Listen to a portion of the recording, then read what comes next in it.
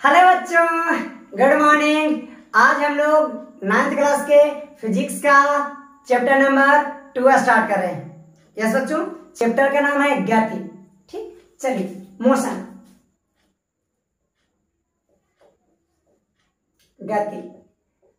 बच्चों एक केवल आपको इंट्रोडक्शन क्लास है।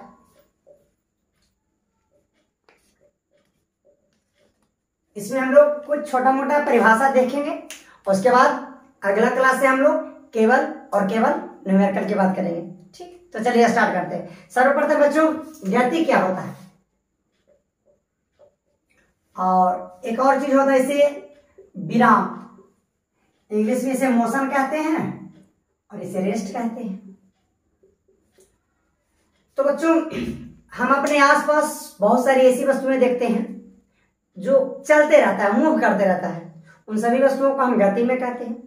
दूसरी तरफ बहुत सारी ऐसी वस्तुएं हैं जैसे घर हो गया, पहाड़ हो गया, पेड़ हो गया, ये सब रुका हुआ रहता है, तो इन वस्तुओं को हम विराम में कहते हैं। गति के एग्जाम्पल में आपको सूरज हो गया, चंद्रमा हो गई, पृथ्वी हो गई, ये सब हमेशा गतिमान है। तो फिजिक्स में इसको परिभाषा इस तरह से दिया जाता है बच्चों गति के, मोशन के, कि यदि किसी वस्तु की स्थिति, कोई वस्तु का स्थिति, पोजीशन समय के साथ चेंज हो रहा हो, स्थिति, स्थान समय के साथ चेंज होगा, तो उसे हम गति में कहेंगे। और यदि किसी वस्तु का पोजीशन बच्चों,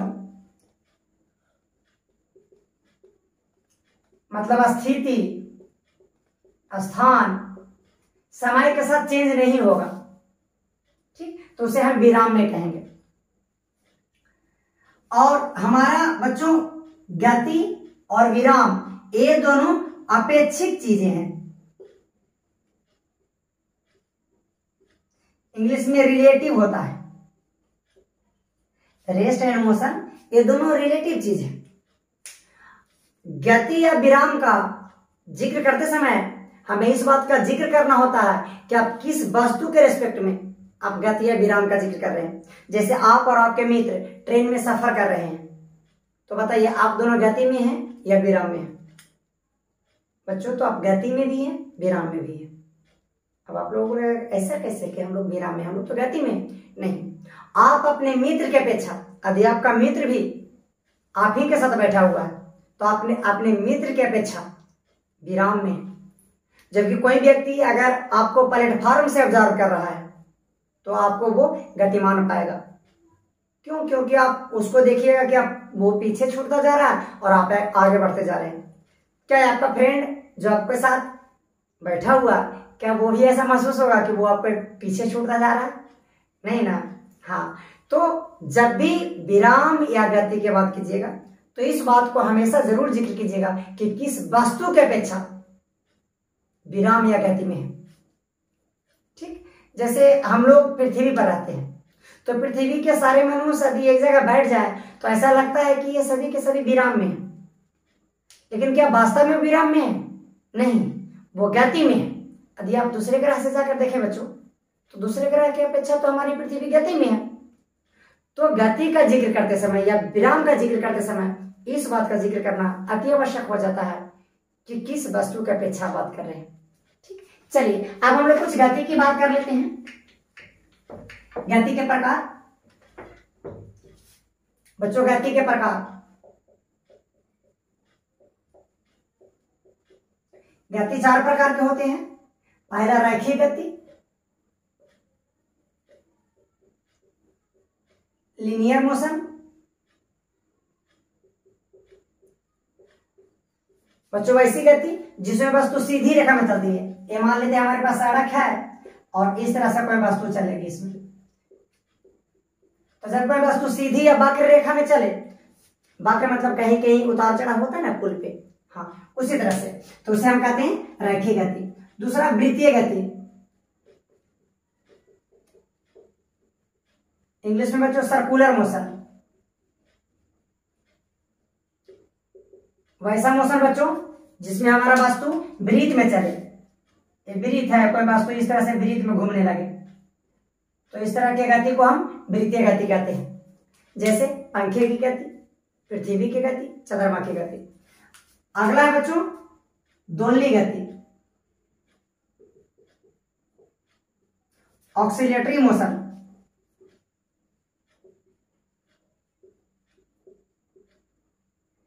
इस प्रकार के गति में बच्चों वस्तु एक निश्चित बिंदु से आगे पीछे ऊपर नीचे डोलते रहता है। तो इस प्रकार की गति को हम दोलनी गति कहते हैं। जैसे झूले की गति एक बिंदु पर फिक्स हो जाता है, आगे पीछे डोल रहा है। अब आवर्त गति, पीरियोडिक मोशन,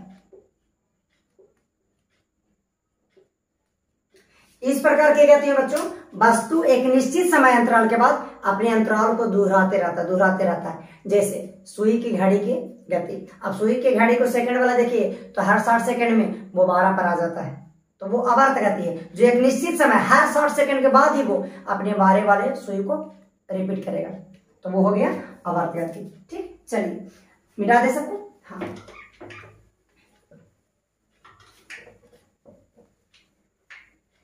नेक्स्ट और बच्चों दो प्रकार की राशि की बात कर लेंगे यहाँ पे। एक होता है सदिश राशि और दूसरा होता है अदिश राशि। बच्चों सदिश राशि वो राशि है जिनके पास दिशा और परिणाम दोनों होता है। वैसी राशि जिसके पास दिशा भी होता है परिणाम भी होता है। इस प्रकार की राशि को दिखाने के लिए बच्चों हम लोग तीर का प्रयोग करते हैं और इसे ए से सूचित करेंगे। इस तरह से इसे पढ़ेंगे वेक्टर ए पढ़ा जाता है, सदिश ए।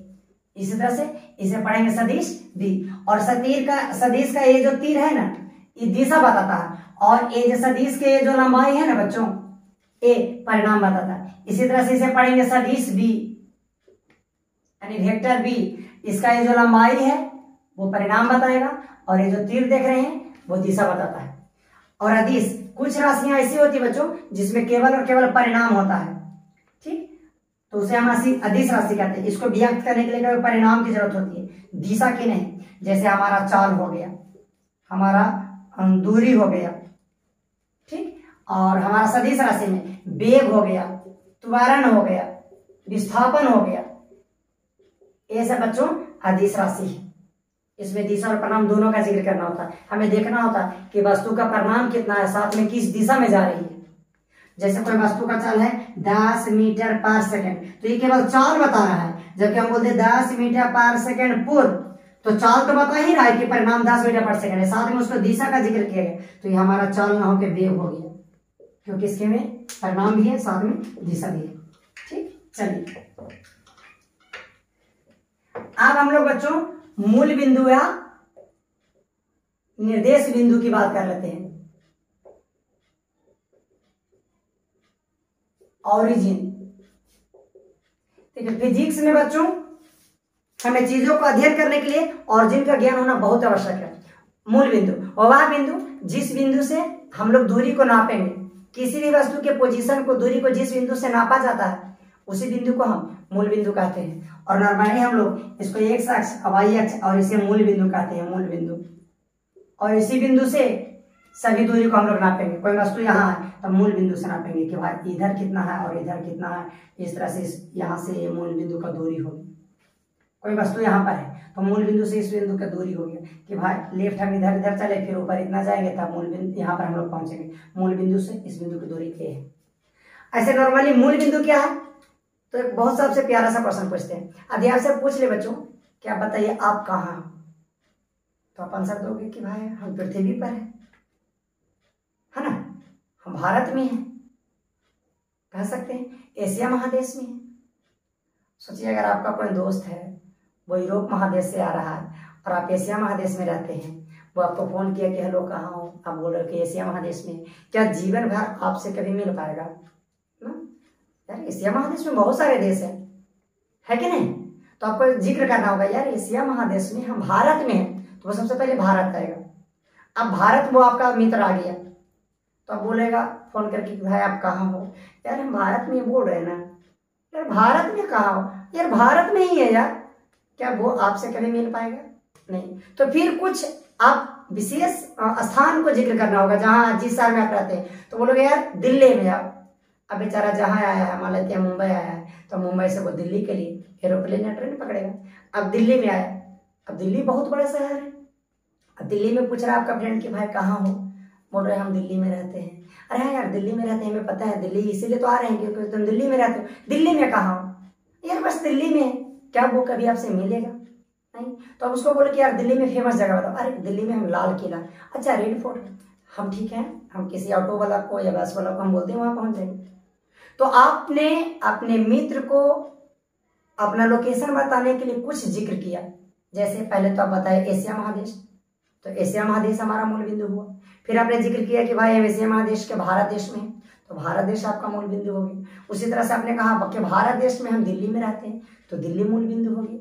और दिल्ली में बोल रहे हैं कि लाल किला, तो लाल किला मूल बिंदु हो गया। अब लाल किला के अंदर भी बहुत सारी चीजें होंगी कि भाई लाल किला में कहाँ हो, गेट नंबर 1 पर, गेट नंबर 2 पर जहाँ एंट्री करते हैं वहां, या लाल किला के अंदर कहीं पार्क में बैठे हो, है ना। इस तरह से बहुत सारी चीजों को लोकेशन दे देकर हमको उसके पास पहुंचना होगा। तो जिन जिन चीजों का आप लोकेशन दे रहे हैं बच्चों, एग्जैक्टली वही हमारा मूल बिंदु होता है।